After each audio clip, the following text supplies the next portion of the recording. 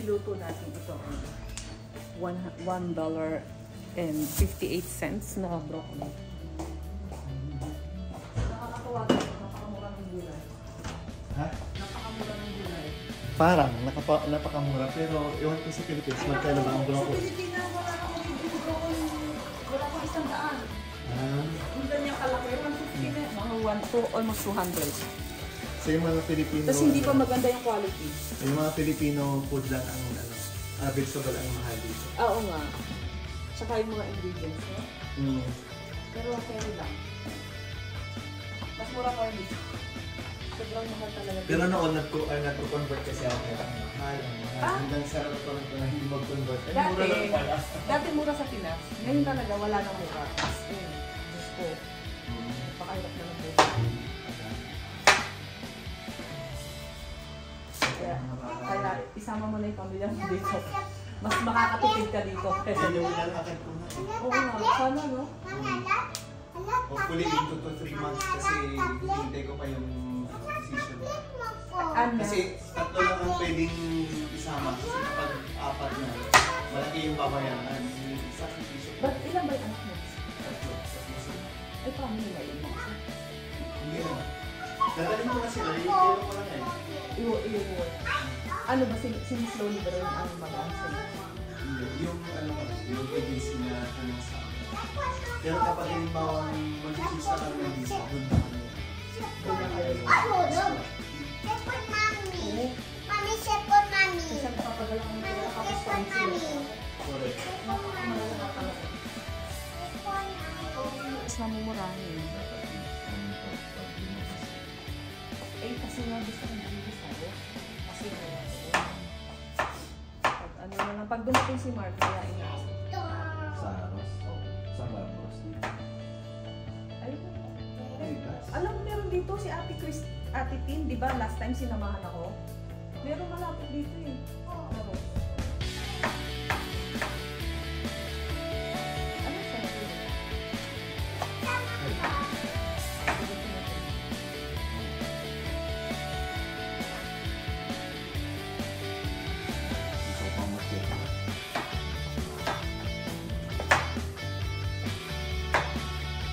Lulutuin ko muna ito, tapos kayo na mag-air tayo ng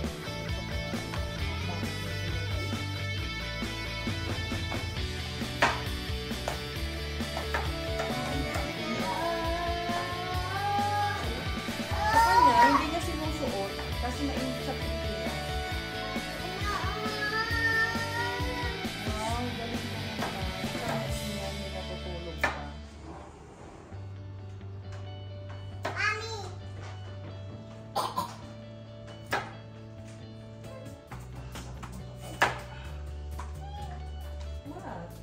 Close the pantry.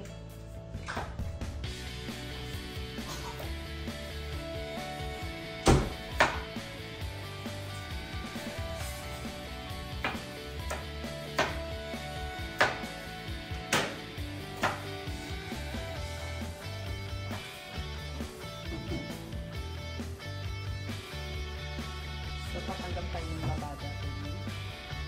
Meron tayong ramen. Kaya, magluluto lang ako ng pagkain na iiwanan sa kanila.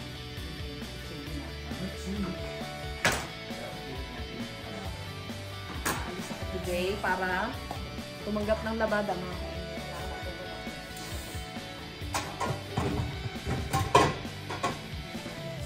Luto muna tayo na iiwanan ng pagkain. Wala ka lang kasi nabuti para tayo.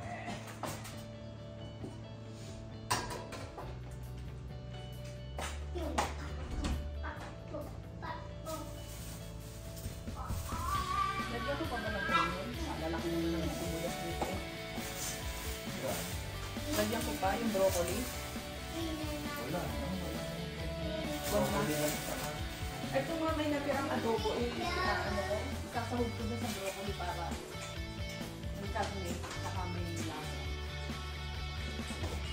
Ito yung natirang, ewan ko, galing sa rep. Hindi ko alam pa. Isasama ko dito sa broccoli. Sayang, para makain. Tirang adobo.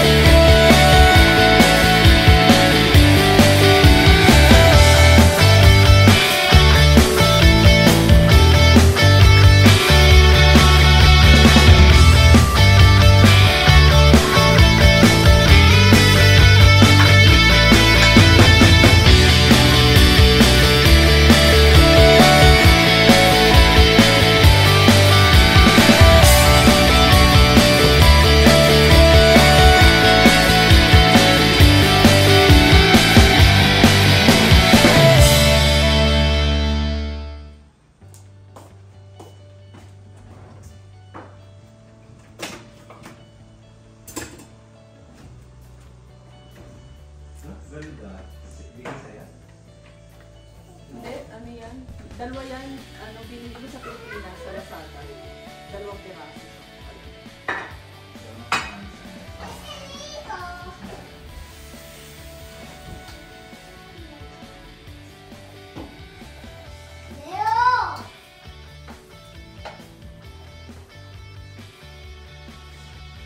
Pag ikaw, anong gusto mong kainin breakfast? So, may sausage, saka itlog. Ito para sa lunch ko eh, si Daddy. Ano ba? Ano gusto mo? Sausage, saka ano? Scrambled egg.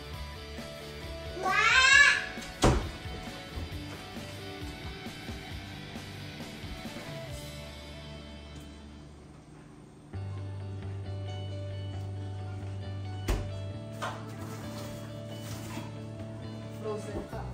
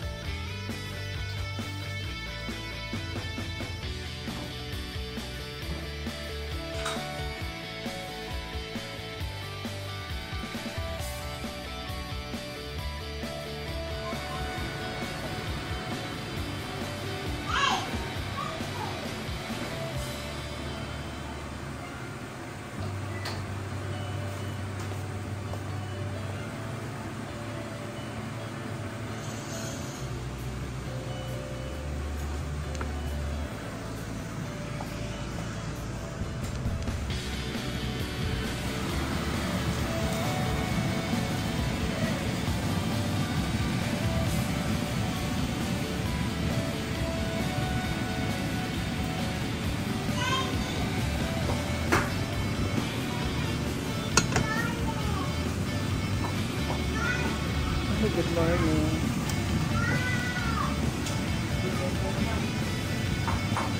Uwi ka na sa day. Mamaya. Alam ka talaga na ako. Last week hindi, nagpunta ako ng Las Vegas kasi nagpagawa ko ng sasakyan. Okay naman. Kasi na doon ang ka. Tsaka ang kapatid ko naman. May kapatid ka rin.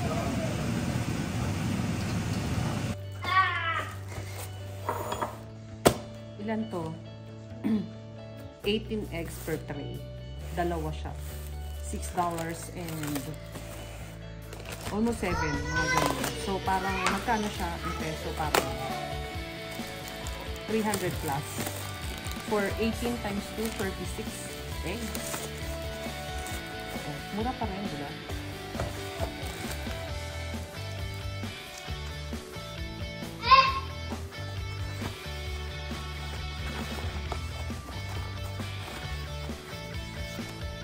At medyo malalaki siya, ha? Large size na siya.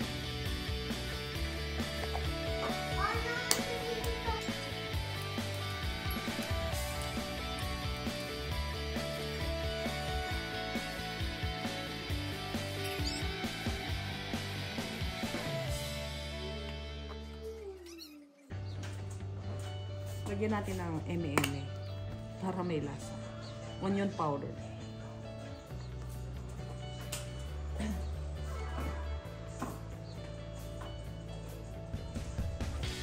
Oregano leaves. Tapos lagyan natin ng cheese.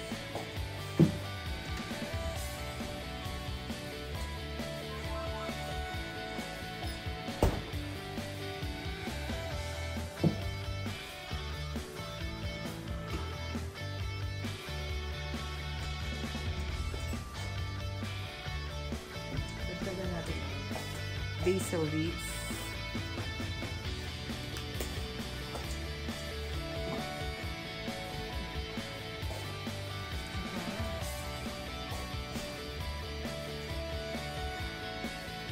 Siyempre, butter para sa mantika.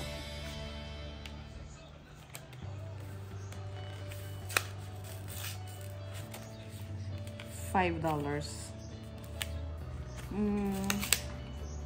I found it mahal. Medyo mahal. Pero, kasi diba sa Pilipinas, parang yung dairy, ano ba yun? Yung dairy, yung butter na dairy, ano? Yung tatak na ano, 50 plus. Pero at least ito, legit na ano, legit na dairy. Alam mong, medyo mahal para sa akin. Pero, actually marami naman siya. Ayan siya. Pero at least alam mong, legit, hindi yung low grade butter. So $5. $5.25 yata.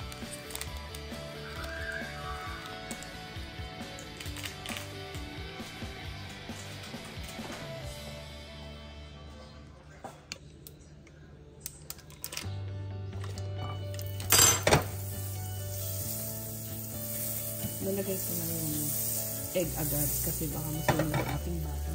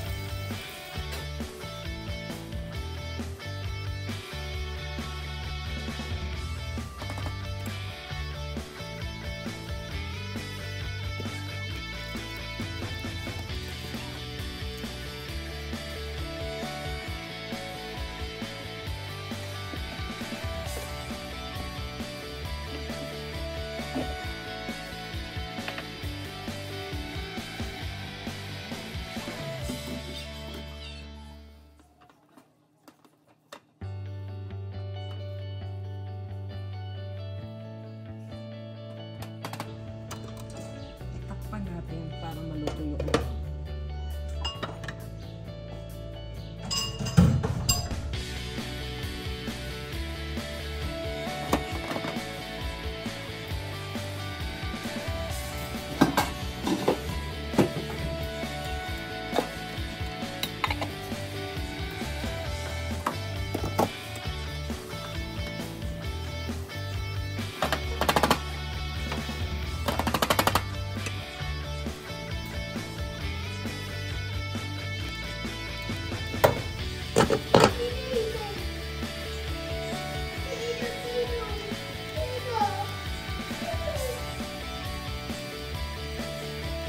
natin ang cheddar cheese.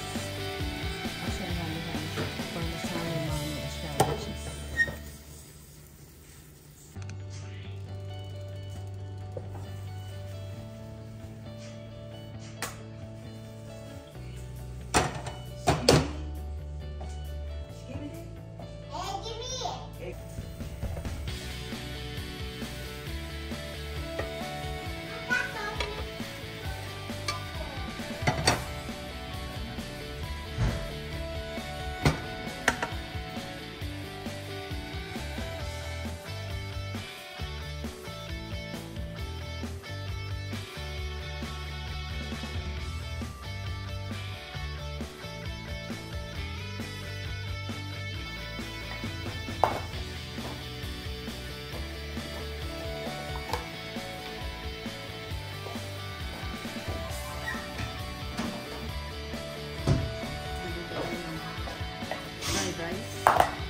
Lagyan natin ng eme-eme.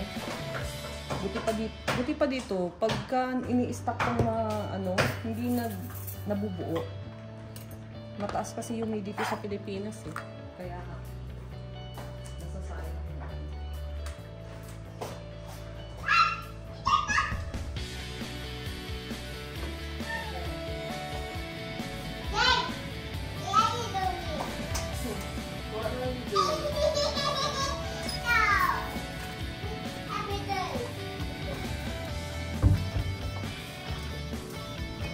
Papi, ito yung milk ha.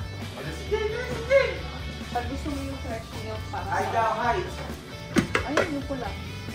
Yan, okay. Sangay ka na. Kumuha ka naman tingnan. Bye!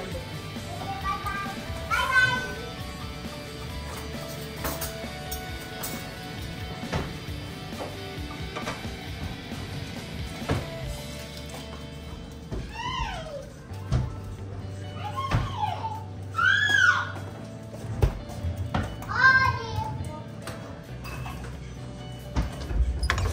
pinggan na. Kailangan mo muna yung hot water para umasin mo na.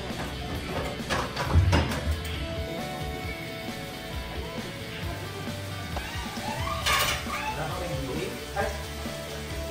Gabi, ulam. May, andito pa yung lechong kawali sa air fryer. May natira ka pa kahapon.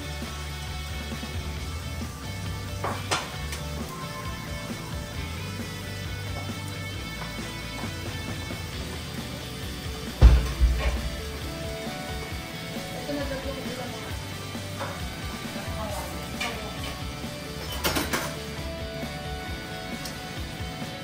Kain na, Daddy!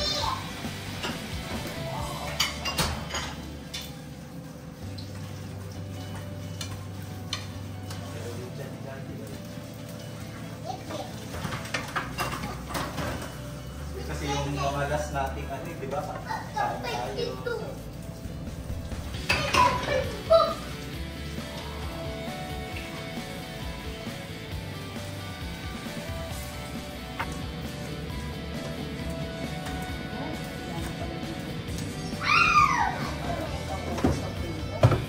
Bali ngayong tagabi sasabihin ko, may pakugas pa kaya si Tatiya?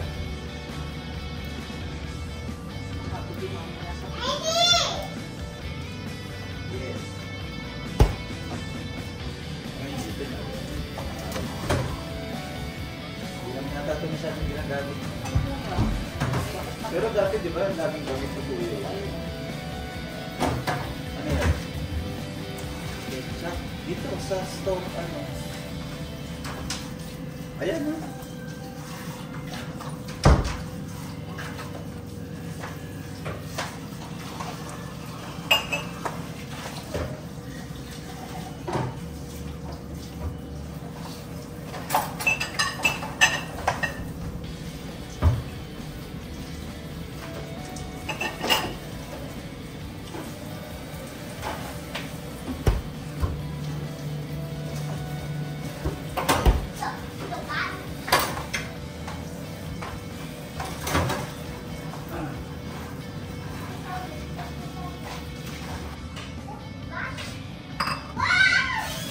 Gagawin ko ito mamaya.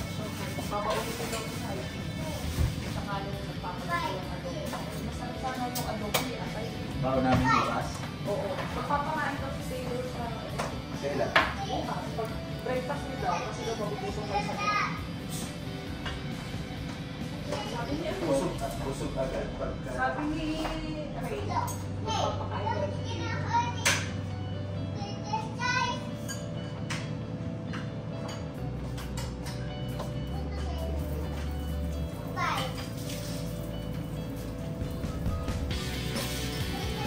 Magbibis na ako. Baka ako siyempre lang sa 8 o'clock. Okay. Tingnan ako sa inyo. Akala ko yung bullet clear. Clear niyo yung table. Ay, hindi niyo yung table.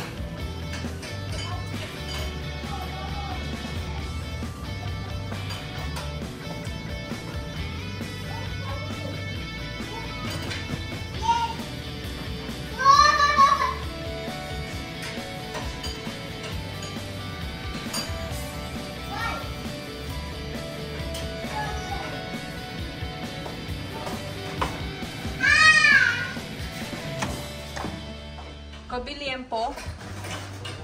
Gusto mo? Mamaya na? Halian. O, ito nandito lang ha. Ano lang to, Luto tira? lang. Tira lang yan. May broccoli pa eh. Ito, ganito pag-on, oh. Ipa-power mo, tapos pili ka anong gagawin mo. Di ba ito yan? Or ito?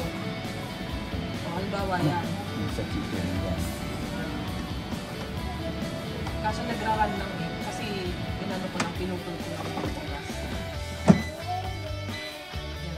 Pag inon mo, tapos yan, tapos pindutin mo. Intay mo lang tumakbo.